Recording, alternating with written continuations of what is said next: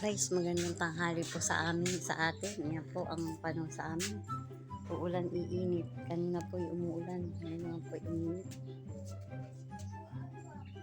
Flex ko lang po yung aking mga nakatuwa po itong sili ko. Yan po ay ang natira lang yun ay puno.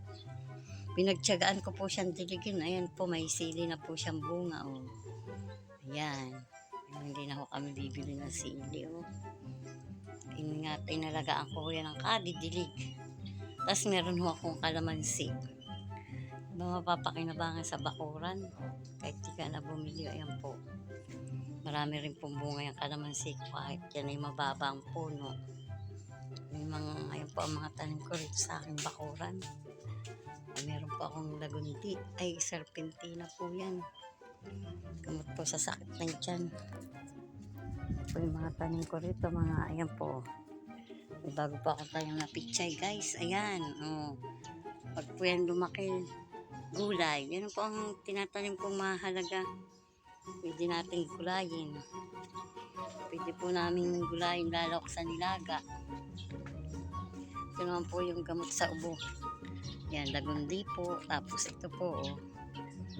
Mga oregano, mga mahalagang po ang tinatanim ko. Ito naman po yung Maria. At susubuan ko pa daw po yung apo ko na ito po. Yung apo ko, may alaga po akong apong super kulit na kulit. Yan po, oh, ang akin pong apo. Susubuan ko daw po siya. Ito po yung isa. Yan, katunggal. Yan po yung aking mga tanim dito sa aking munting halamanan. Ayan po, nasikat po ang araw, pero kanina po umuulan. Yan, basa nga po ang aming kalsada. Lakas din po ang ulan. Yung aking dalawang lalaki po ay pumasok ng trabaho. May bike, dala po nila yung motor. Yan po ang panahon dito. Kuya nga po kung makulit, subuan ko na daw siya. Oh. God bless po, ingat po lagi at thank you po sa lahat ng mga followers ko, viewers. Salamat po sa inyo ng marami.